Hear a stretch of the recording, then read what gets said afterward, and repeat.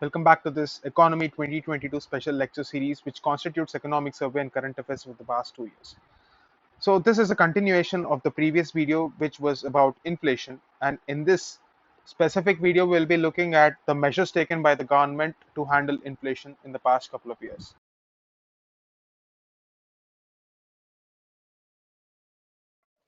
In the previous video, we have seen the reasons for retail inflation and how CPI was actually driven by fuel and light group.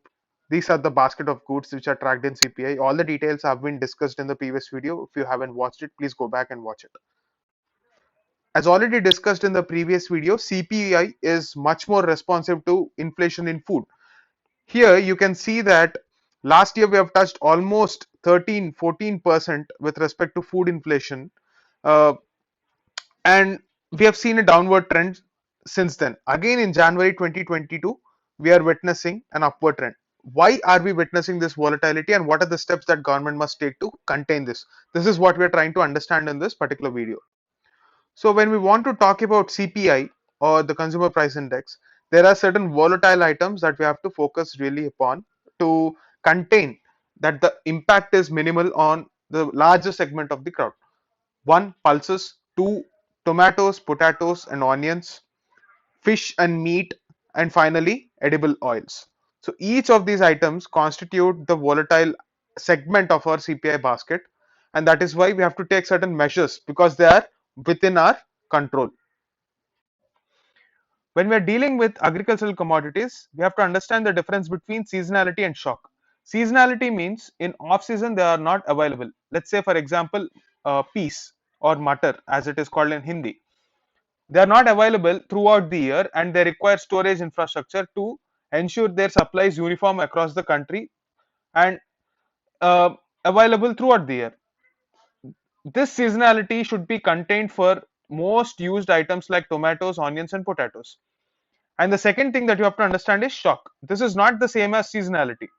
Seasonality means these products may not be naturally available in certain months, and to contain that impact, storage can help. But what if there is no production at all? That is shock. It can be monsoon failure, or it can be a pandemic. It is something that is not usually planned for. In the last year, majorly, both these seasonality and shock together drove the prices up for food. Seasonality because we were not in a position to gather all the produce and store them, and shock because the production was hit badly in the initial phases of the lockdown. There were supply side shocks in the initial phases of lockdown. So this seasonality and irregularity should be understood. So what should be the objective of the government? Government must reduce the impact of this seasonality and develop certain mechanisms to absorb these shocks. So in this direction, what did the government do? The first one is they understood the importance of storage structures and incentivized the creation of storage structures up to 50% of the cost through a program called the Mission for Integrated Development of Horticulture. So this is the first step. After that, they also encouraged agricultural marketing infrastructure for rural godowns. And during the times of lockdown for perishable goods, Indian Railways took the initiative and started this Kisan Rail service, which let's say brought fruits and vegetables from Northeast India to the rest of the country. So all these steps increased the access part, and this speed of access ensured that these goods were not spoiled and reached the consumers on time. Apart from this, we also have certain measures for non-perishable items like pulses, where imports were freely allowed so that ease of access is ensured up till 31st March 2022. And also import duty and other cesses which were applied on certain pulses were brought down to certain percentages. It's not really important to remember the numbers here. Just try to understand what measures can improve access. This is the point that I wanted to convey here. At the same time, in the previous video, we have already discussed how edible oils, which constitute one of the highest cost for agri imports in our country. The volatility in the global markets because of the disruption in the global value chains has driven the prices up. And since we almost have 60% of our edible oil consumption through imports only, this prices were also driven up.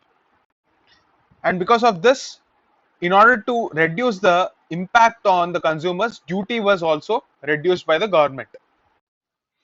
Economic survey also mentions about the mustard oil futures trade being suspended during the lockdown.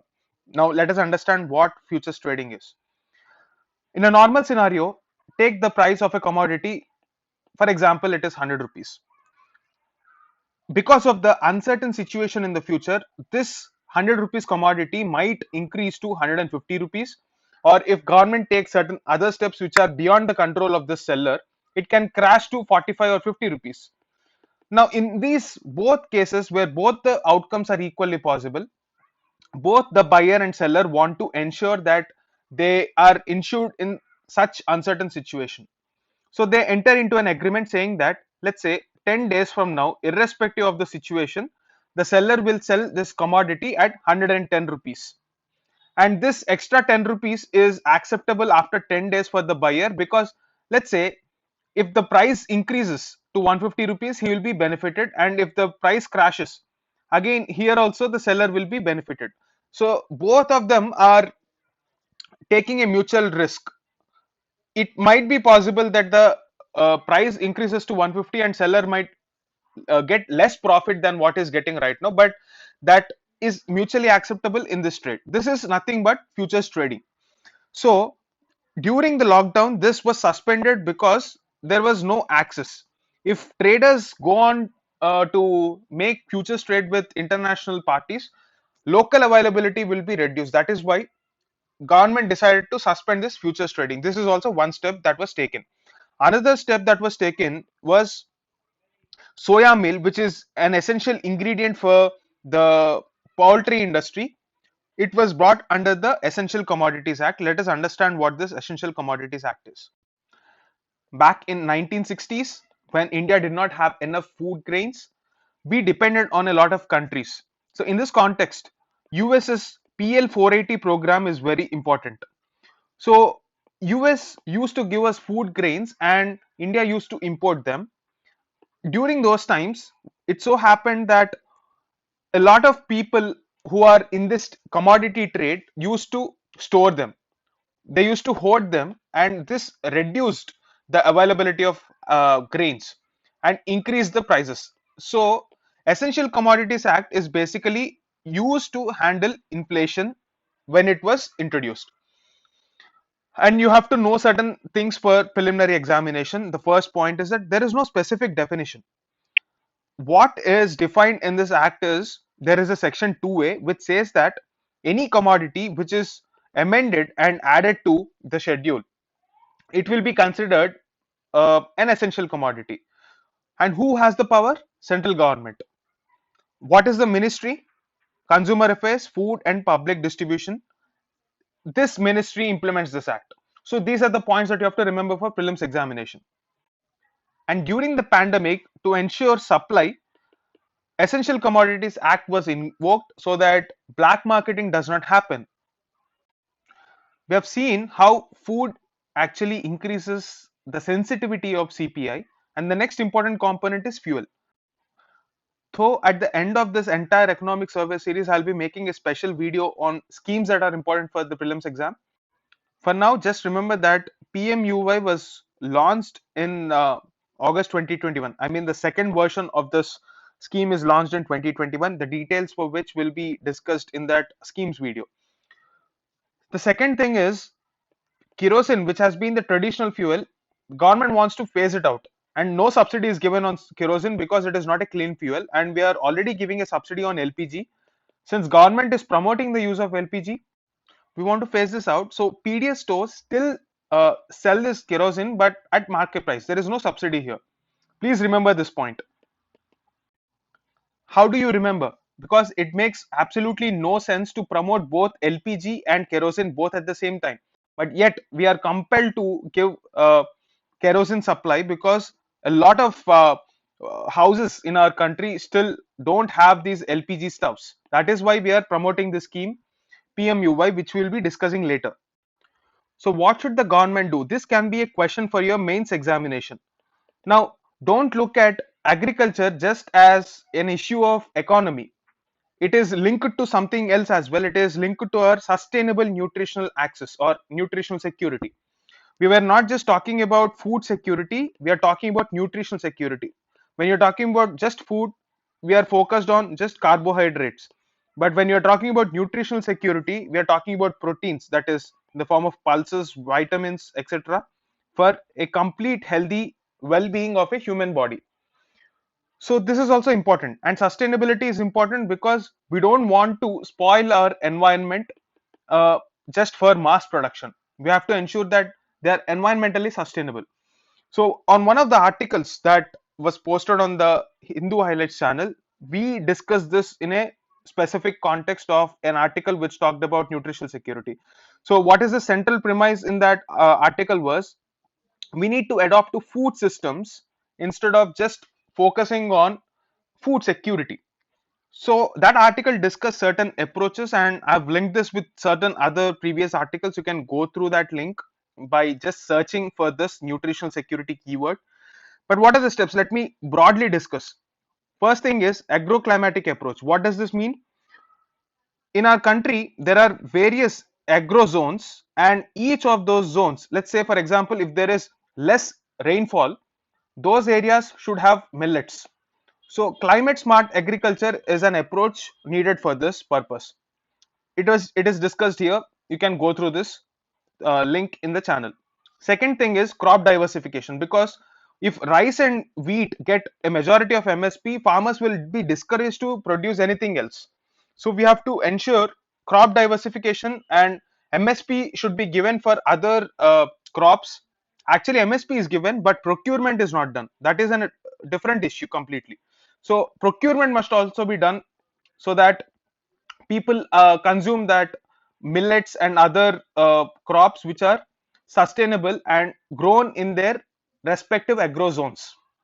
The next thing is we have to revamp our food supply chains. We have already seen the impact of this during the pandemic. There is nothing much to explain here.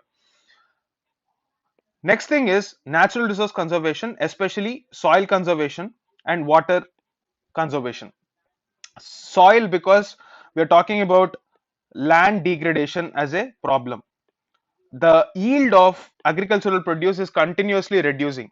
Because of this, farmers are not getting a better price, and because of various other factors like discussed here, it is getting aggravated. And indiscriminate usage of water, underground water, in states like, say, for example, Punjab or Tamil Nadu, is hampering the availability of water. We have to address that issue also. And finally, infrastructure is equally important, because we have seen the lack of availability of storage infra is actually impacting the prices. And after all this, if you're talking about increasing farmers' income and at the same time ensuring that inflation is not happening because of MSP, just by giving money from government's coffers, we have to ensure there are sustainable policies also, like natural resource efficiency policy, which was again discussed in the channel. Please go through that. So these are the points that you can write, 6 different points to address both price stability and sustainable nutritional security for agriculture as a problem. So it is linked to everything else that is needed for economy, for farmers, for consumers, etc. This should be the holistic approach. Two other important sectors were again discussed in the survey. That is why we're talking about this. One is housing prices and the other one is pharma. Let us look at housing prices first.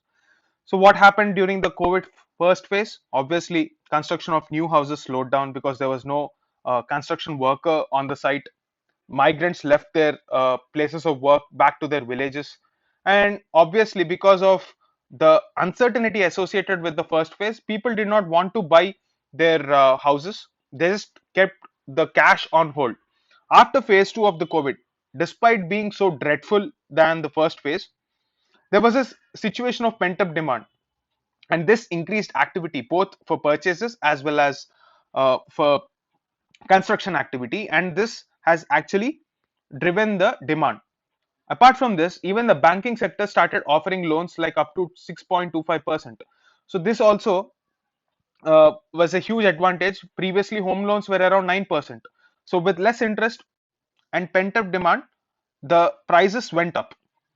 How do you know that prices went up? This is actually measured by Residex or National Housing Bank's Residex Index. This is basically just like CPI, but for housing sector, it is Residex. The base year is 2017-18. Don't get into the details of this much more than this points. And lastly, what did the survey say about housing transactions? Did the price of the housing sector or the real estate sector come down during the pandemic? Actually, if let's say for example, if the price of a house is 1 crore, because of lack of demand, did they reduce this price to 90 lakhs or let's say 50 lakhs? No, that is not the case according to economic survey. Even though there was a slight decrease, there was a very slight decrease, the housing transactions did come down because people were not willing to spend money, but the prices never came down. This is what economic survey says. Just remember this for your exam. In the pandemic, we have seen how India suffered, not just India, the entire world suffered because of increased healthcare spending, and it was the responsibility of the government to contain the prices of pharma industry.